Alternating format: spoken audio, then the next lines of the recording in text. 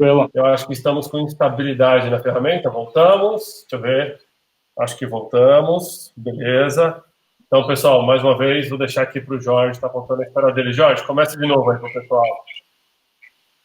Então, aí eu estava servindo o exército com a intenção de seguir carreira e já tinha ligação com o esporte.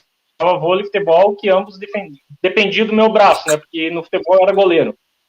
E em 2006 foi quando eu sofri um acidente e perdi totalmente o movimento do meu braço.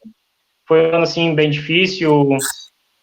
No dia do acidente mesmo, eu perfurei fígado, desloquei rim, tive derrame pleural, bati a cabeça, fiquei 8 meses estrábico, fiquei 4 dias internado na UTI, e praticamente 2006 foi um ano só de hospital. Então foi um ano difícil de me adaptar, aceitar a nova condição de vida, mas aí a vida foi tocando para frente e a gente foi levando como dava, né? Em 2007 eu casei, com a medicação e o sedentarismo de ficar mesmo parado em hospital e mesmo em casa, não tinha mais ânimo de fazer nada, acabei engordando uns 16 quilos e estava sem rumo na vida.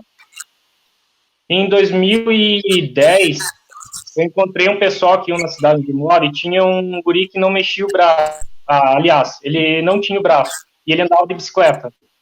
E nesse meio tempo, eu estava com a minha esposa, pensei, vou lá conversar com eles. Conversei, já conhecia um pessoal do grupo, acabaram no outro dia me emprestando uma bicicleta, um mountain bike, sem adaptar nada, e a gente saiu para pedalar com eles. Desse momento ali foi a hora que eu gostei e pensei assim, não, tá na hora de eu tomar um rumo e voltar para o que eu gosto de fazer, que é a atividade física. Então, em 2010, acabei comprando uma bicicleta, uma Speed, para andar no asfalto mesmo, já com a intenção de futuramente competir, e comecei a treinar por conta. No entanto, fiquei um ano e acabei deixando a bicicleta de lado. Já em 2011, eu fui morar para Joinville, que é a cidade onde meu treinador mora hoje, né? Aí eu fiquei um ano lá, ajudando o pessoal, um amigo meu, numa lavação, sem muito também saber o que fazer. 2012 foi quando eu tomei a decisão, não, agora eu vou voltar para o ciclismo e chega de ficar parado. Então daí eu fui na loja de um amigo nosso lá em Joinville, do Joel, onde eu conversei com eles e ele falou que fazia triatlo. E eu não tinha muita ideia do que era o triatlo, mas fui junto. Aí na segunda-feira voltei fiz o pedal com o sábado, na segunda fui para a loja perguntar quando que eles iam de novo. Aí surgiu a oportunidade, o Joel falou assim, se eu tinha interesse em fazer triatlo, e se eu tinha era para eu ir procurar o Ivan, que é meu treinador, e na assessoria dele conversar com ele. Aí, a partir dali, a gente começou uma parceria. Ele não tinha conhecimento com o paradesporto, mas tinha conhecimento com o triatlo. Eu não tinha conhecimento nenhum e tinha vontade. Desde então, a gente começou, essa parceria dura já aí desde 2012, ao menos, foi quando foi a minha primeira prova. E a gente está junto até agora e já passamos por momentos difíceis, vai e volta, tem jogos, não tem jogos. Agora, 2020 tinha vaga, agora já não tem. Os jogos foram adiados para 2021, mas a gente continua na luta aí. Muito bom, estava me tirando do mudo aqui. Cara, parabéns pela trajetória, né? E por tudo isso, eu tenho certeza aí que não foram tempos fáceis. E Jorge, deixa eu te perguntar uma coisa. Em épocas igual essa, né? Épocas de pandemia, de crise, eu acho que está todo mundo buscando histórias de superação. Semana passada eu fiz uma live aqui com a querida Andrea Schwartz e o Jacques Haber. A gente falou que em momentos de adversidade, lidar com diversidade e inclusão era uma das melhores formas de você saber lidar com isso, né? Com restrições, com jornadas que mostram já tenho essa sabedoria para poder passar os obstáculos, né, que a vida nos impõe. Sim. A pessoa tem te procurado nesse sentido e tentando entender como é que você fez para se tornar, então, um atleta de performance, vencendo suas adversidades, e como você está conseguindo...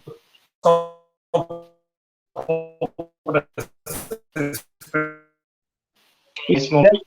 Primeiro de tudo, que eu acho que o para-atleta, desde o início, quando ele resolveu aprender a se adaptar, né?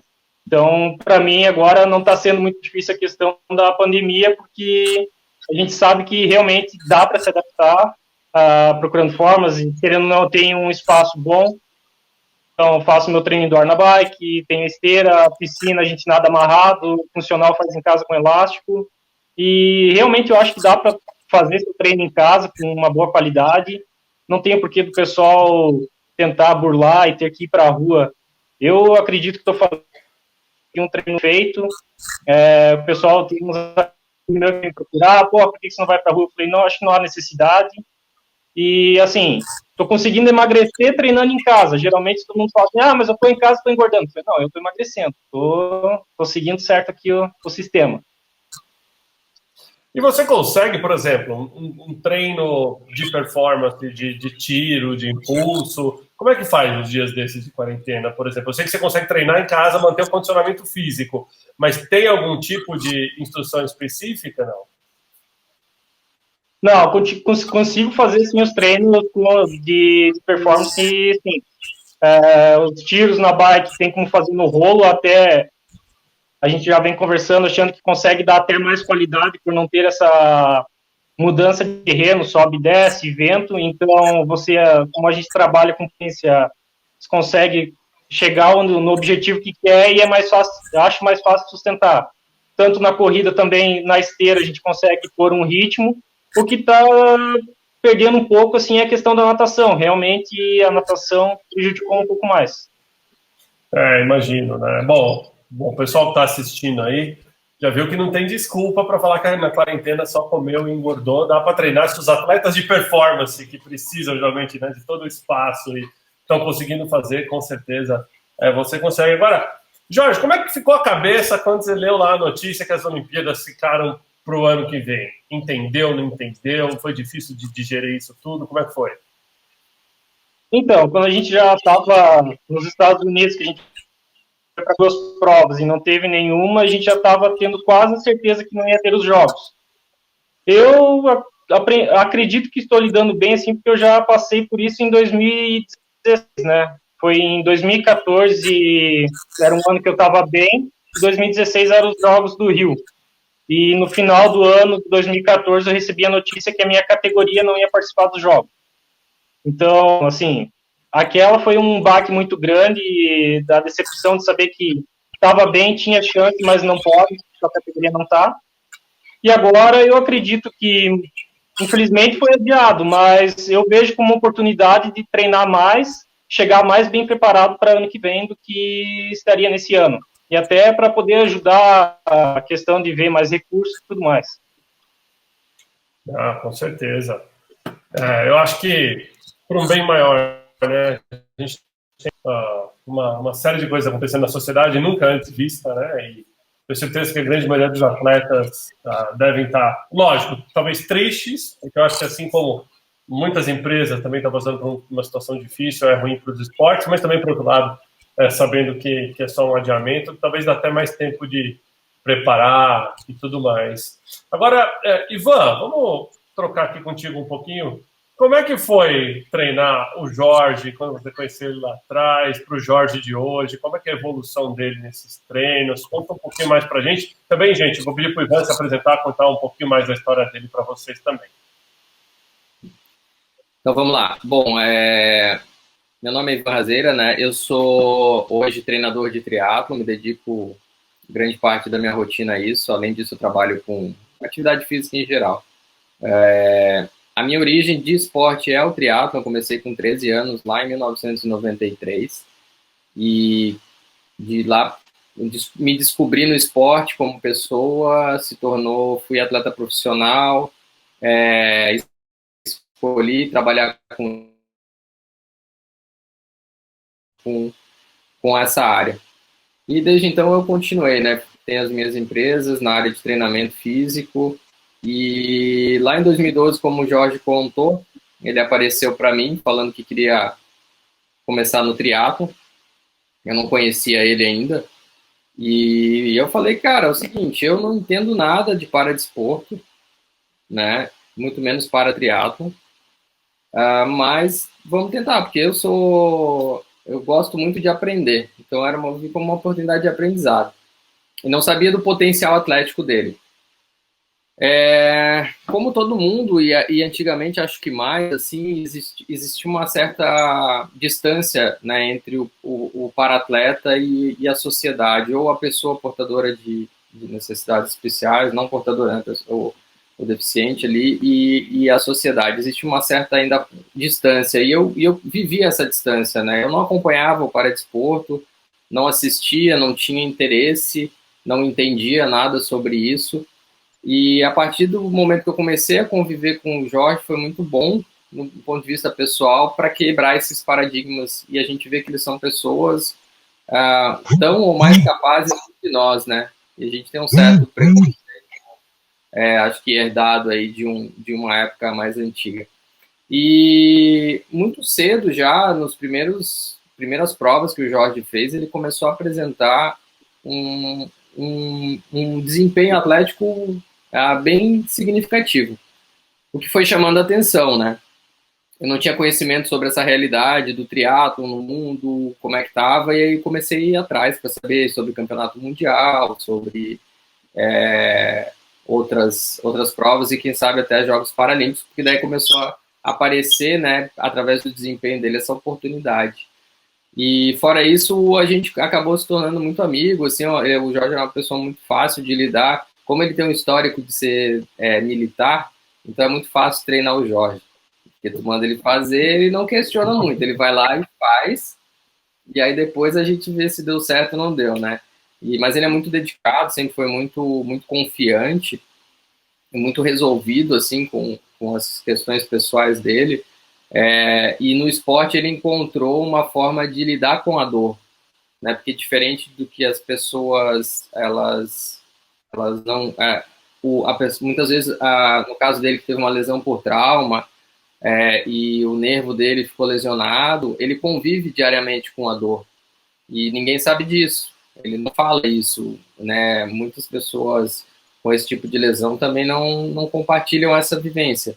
E aí, quando eu descobri isso e descobri que o exercício, o esporte é uma ferramenta onde trouxe a saúde para ele, saúde mental, saúde física, aí se tornou até mais importante esse trabalho, sabe? Então, dentro de todas essas histórias de superação, a gente tem muito disso, né? Tem muita coisa que eu fui descobrindo no paradesporto, não só com ele, depois podendo estar junto com a seleção brasileira e convivendo com outros atletas, com outras histórias, com lesões congênitas, né, de pessoas que já nasceram com limitações funcionais, outras adquiridas, tem sido muito gratificante e somado muito no meu jeito de enxergar a vida e até de trabalhar com pessoas. Eu estou até trazendo aqui um pouco o pessoal na tela. Algumas fotos aqui para vocês verem, pessoal. Deixa eu só jogar aqui na nossa live. Uhum. E aqui, ó. Olha que bacana aqui, ó. Do Jorge competindo. Aqui, ó, correndo. Deixa eu aumentar um pouquinho para o pessoal poder ver. Eita, cliquei sem querer. Aqui, ó. Isso aqui é a prova. Quantos quilômetros, Jorge, uma maratona dessa?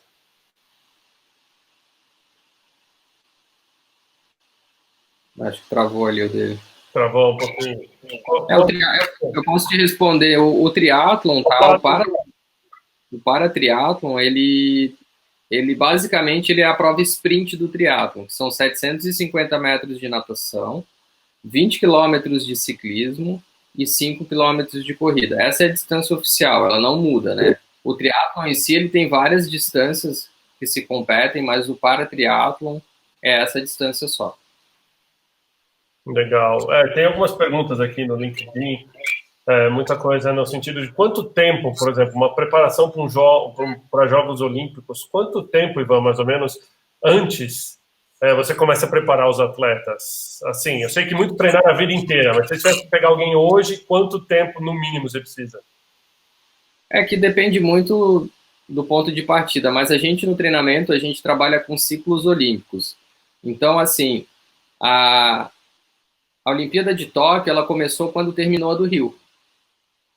São 4 anos de trabalho, onde a gente vai construindo a forma do atleta, né? E o para-triatlon ele tem alguns vieses interessantes, assim, por exemplo, até o Rio, a classificação funcional, porque o triatlo, só para vocês entenderem a dinâmica do triatlo, é o seguinte: a gente tem 6 classes funcionais hoje. A gente tem o PTS1, o PTS1, o 2, 3, o 4 e o VI, que é o visual. Então, o visual são os cegos com seus guias. Os 5 são os que têm menores comprometimentos funcionais. Geralmente são lesões abaixo do cotovelo, amputações ou malformações abaixo do cotovelo ou lá no pé. Aí a classe do Jorge é PTS4, que são lesões altas de braço, né, paralisias ou amputações, ou abaixo do joelho. Depois vai subindo, o número vai diminuindo, vai ter mais limitação até o PTSWC, na verdade, que são os cadeirantes, são os handbikers, né, que pedalam e correm usando o tronco, são as pessoas com paralisias ou amputações altas embaixo. Então, assim, existe uma classificação funcional. Depois do Rio, isso mudou. Se tornou essa que eu falei para vocês, mas antes do Rio era outra. Então, assim, toda a estratégia de treinamento, ela tem que ser elaborada em cima dos adversários que ele tem. E na classe dele, ele convive com pessoas que têm amputações abaixo do joelho e ele tem limitação no braço. Então, o triatlo é uma modalidade que tem natação, tem ciclismo, tem corrida, é uma dinâmica bem complexa de a gente criar um equilíbrio nisso. Então, voltando lá para a pergunta original, quando é que se começa a preparação? O quanto antes. Então, terminou uns jogos, a gente já tem que estar pensando no próximo, já tem que elaborar, a partir do atleta que eu tenho, quais são os pontos que eu preciso evoluir nele e quais são os pontos fortes dele que eu vou deixar para trabalhar mais para frente. Então, no caso do Jorge, o que a gente fez? Terminou o Rio, eu pensei, e teve a reclassificação. Colocaram na categoria do Jorge atletas com amputação abaixo do joelho, o que não existia antes. Então, o que no triatlo? É uma desvantagem muito grande ele nadar com um braço só e o cara nadar com os 2 braços. Ele saía 3, 4 minutos atrás desses caras na natação e ele precisava recuperar todo esse tempo durante o ciclismo e a corrida. Só que o amputado, ele tem o benefício de usar uma prótese. Tá, não corre igual, beleza, mas ele tem uma lâmina de fibra de carbono altamente tecnológica que ajuda ele e compensa a falta daquilo que ele não tem. O Jorge não tem como botar uma prótese. Então ele tinha que recuperar esses 4 minutos durante toda a competição. E muitas vezes não dava tempo de fazer isso, porque a diferença de nível no ciclismo e na corrida não era tão grande como era na natação. Aí durante quase 2 anos e meio, a gente se dedicou muito à natação dele, para diminuir esse déficit que ele tinha. Para daí agora, nesse último ciclo que a gente veio, nós se tornarmos mais competitivos, melhorar o ciclismo, melhorar a corrida dele, para deixar ele mais apto a disputar uma medalha. E aí, só para complementar, tu perguntou lá, né, lá atrás, e como é que fica a cabeça com o adiamento dos jogos? A gente tem que enxergar sempre a oportunidade dentro da crise. Eu tenho mais tempo agora para trabalhar com o Jorge, os pontos fracos dele, e é o que a gente começou a fazer. Então, assim, eu preciso evoluir agora no Jorge a corrida dele, e eu posso melhorar o ciclismo dele. A natação a gente já melhorou bastante. Então, vamos agora, nesse ano que a gente ganhou, te tornar mais competitivo, melhorar os teus pontos fracos, para te deixar mais próximo dessa medalha. Então, assim, no âmbito geral, pegando do zero, um atleta, ele é necessário, no mínimo, sim, pegando começou cedo, com 10, 12 anos, ele vai precisar pelo menos 2 ciclos olímpicos, ou seja, 8 anos, para se tornar um atleta de alto desempenho e pelo menos mais 1 ou 2 ciclos olímpicos para disputar a vaga olímpica. Isso no panorama geral, assim, uma média geral, né? Então, um atleta, ele vai ter ali 16 anos de formação, aproximadamente. Entendi, cara, bacana, muito, muito legal. Parabéns aí pelo empenho, né, Ivan, no treinamento deles e tá trazendo essa experiência para o pessoal. Eu acho que é muito importante. A sua equipe, eu estava dando uma olhada no site, a sua equipe hoje de triatlo paralímpico são quantos profissionais no total? 5, 6? Da seleção brasileira hoje? Isso. O atleta paralímpico hoje eu só trabalho com o Jorge. Orientação direta é eu e o Jorge, não tem mais. Eu já tive uma outra para-atleta que disputou a vaga para o Rio, mas hoje é eu e o Jorge.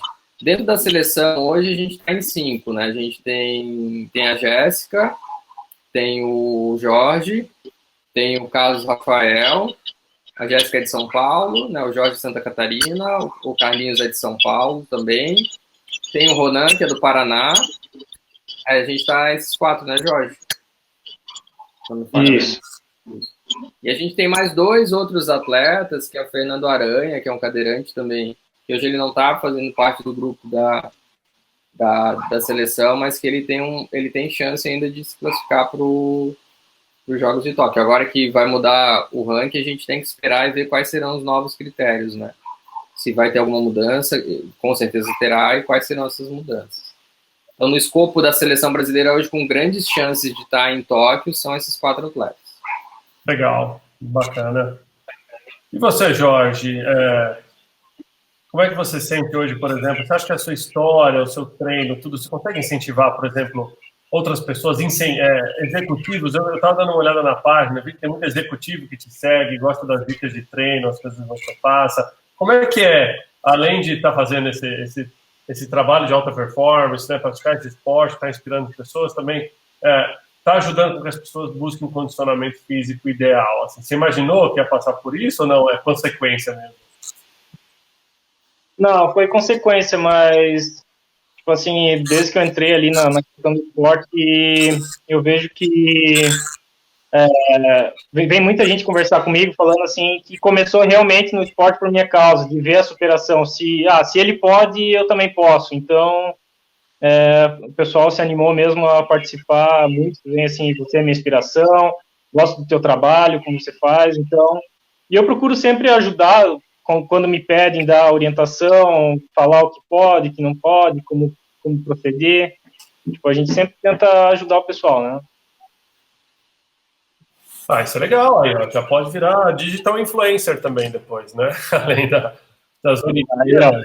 Que, aliás, eu acho que seria super bacana. Eu acho que a gente podia fazer um blog, né, do Jorge indo para Tóquio, acompanhar toda a rotina, entendeu? As empresas que querem estar contigo lá. Quem quiser conhecer mais informações do teu trabalho, Jorge, do trabalho, acho que da seleção como um todo, Ivan, qual que é o melhor caminho? Tem algum site específico, entrar em contato com vocês? Como é que é? Bom, a gente tem o Instagram do @Fonseca rumo a Tóquio, que a gente fez um Instagram direcionado para esse projeto dessa disputa olímpica aí. É Fonseca _ rumo a Tóquio, eu acho, é isso, né, Jorge? Isso, 2020. 2020. E tem o dele mesmo, que é... Qual que é o teu? Fonseca _30 no Instagram. Vou deixar nos comentários ali da live. A Bia tá assistindo, depois ela coloca ali.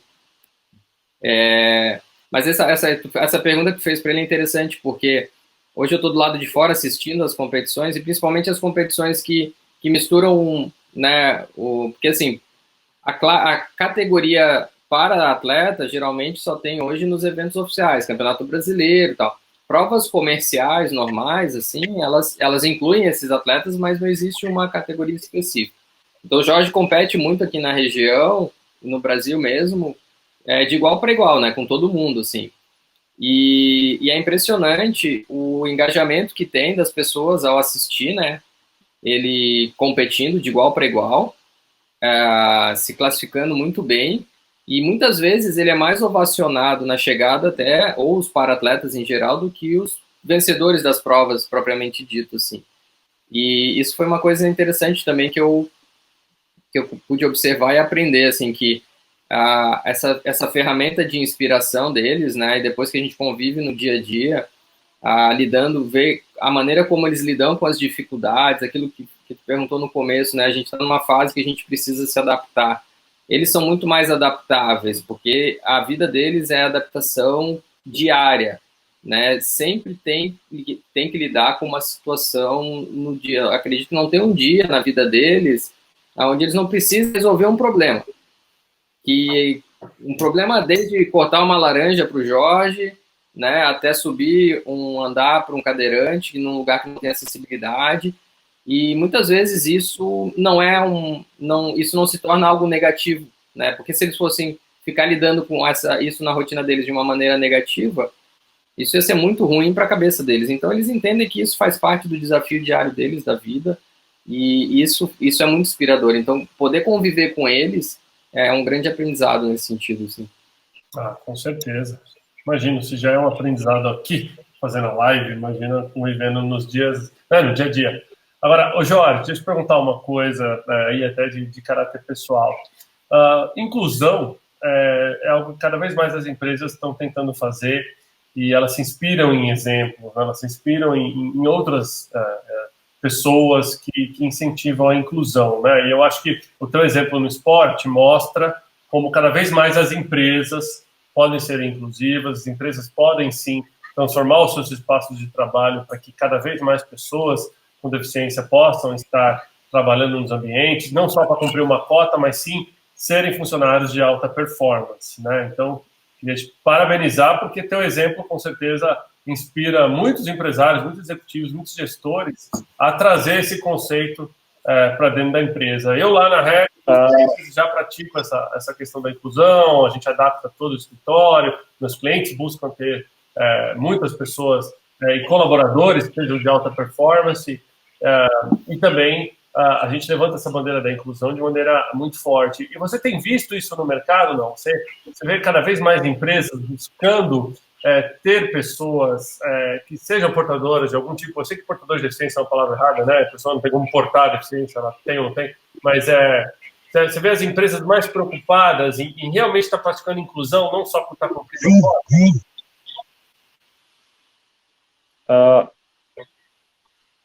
Travou? Ih, perdemos. Não, estamos aqui, você está aqui. Pode falar. Não, eu não consegui ouvir o áudio. Travou. Jura? Eu fiz Sério? uma resenha aqui, ó, o pessoal que está nos ouvindo no LinkedIn, eu falei por 35 minutos e na hora da pergunta de prova, cortou. Então, eu queria saber como é que é a sua visão empresarial. Quando você vê as empresas praticando mais inclusão, você sente que é isso, que é algo que está vindo efetivamente do coração, as empresas querem fazer a diferença e fugir daquela coisa fria que era a inclusão social de pessoas com deficiência somente pela questão de cota que tinha no passado? Então, eu acho que ainda existe os dois. Tem a parte da realmente a inclusão, que querem cotas, mas também tem muita gente querendo fazer diferença. E eu espero realmente que as pessoas vejam por esse lado de fazer a diferença, não só incluir porque querem ganhar um benefício em cima do problema da pessoa, da necessidade especial dessa pessoa. Eu posso comentar, Claro. Thiago? Então, assim, o meu ponto de vista, eu assisti semana passada a live que tu fez lá, né, com o casal ali que trabalha muito com isso, e assim, o que eu vejo ainda, as pessoas e as empresas não entenderam o potencial ainda todo que o deficiente pode ter, né, se capacitando. Por exemplo, eu convivo com a elite do esporte, né, do paradesporto. Então, hoje uma prova tem um nível técnico altíssimo e está subindo cada vez mais.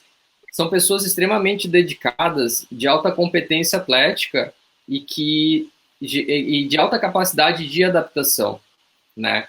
Mas quando elas estão vestidas de civis, andando por aí, o que chama atenção sempre é a deficiência. Sempre chega na frente, né? Ainda existe muito aquele olhar de, tipo, a pessoa é limitada. Ela é limitada num aspecto, mas muitas vezes ela é muito mais capaz em outros aspectos, se tornou muito mais capaz. E o esporte, ele mostra isso pra gente, o paradesporto mostra isso. Eu tenho certeza que 99% das pessoas que estão assistindo a gente agora, ou que vão assistir, ou que trabalham, né, se caírem na piscina hoje com o Jorge, que só tem movimento de um braço, não vão nadar mais rápido que ele. Então, se ele teve essa capacidade de dar essa volta por cima, todos têm. Eu acho que o deficiente ainda não enxergou nele, talvez, muito desse potencial e de se apresentar dessa maneira, né? E a sociedade ainda não entendeu o recado, né? E aí é necessário se criar uma lei de cotas, o que não deveria nem ter a necessidade, né, disso. Eu acho que o fato de tu ter uma lei que te obrigue é muito limitante no sentido de, as pessoas, elas estão muito fechadas e a gente precisa ainda obrigá-las a abrir essas portas, né? Mas é uma questão de evolução, de maturação, como tu falou, né, na tua empresa, é um dos pilares da empresa, e isso vai abrindo precedentes e as pessoas vão entendendo que é uma necessidade da sociedade e que não existe diferença. A diferença não está aí nesse aspecto, né? Então, é como eu enxergo hoje isso. Com certeza, não é a sua deficiência que vai limitar o seu potencial, né? Então, o Jacques, que estava com a gente na live, ele usa um termo que eu gosto bastante, que diversidade é chamar todo mundo para o baile, inclusão é chamar para dançar, né?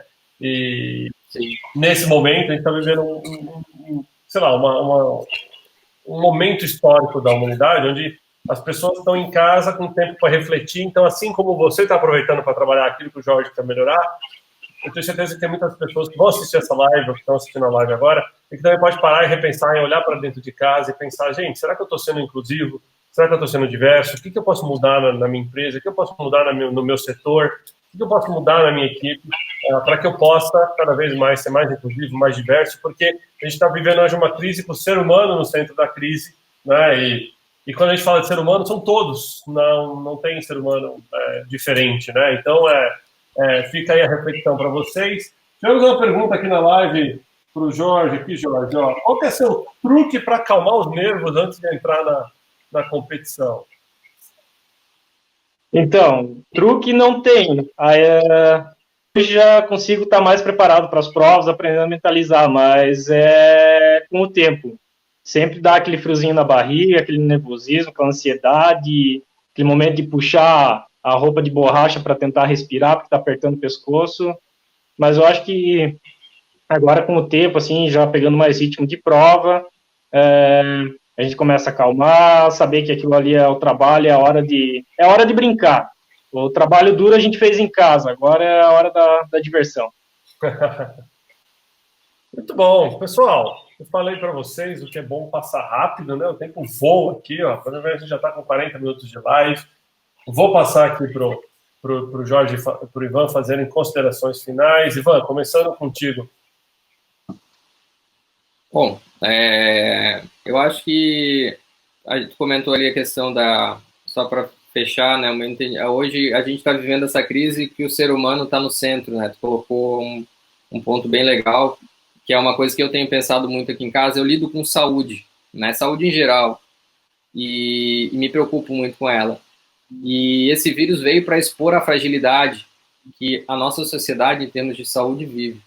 O atleta é um exemplo do ápice, né? Muitas vezes as pessoas entendem que o atleta é o ápice de uma boa saúde, né? E realmente eles têm uma capacidade física muito grande. E nesse momento de crise, a gente tem que aproveitar essa oportunidade e ver que a nossa saúde ela é muito vulnerável. Então, quanto mais a gente puder cuidar dela, né, e através do esporte, que é uma ferramenta, através da saúde mental, que é lidando com os problemas de uma maneira positiva, com certeza a gente vai ter um grande aprendizado para as próximas, né? Então, as pessoas que hoje têm doenças crônicas, pessoas que têm outras comorbidades, são o grupo de risco que se chama.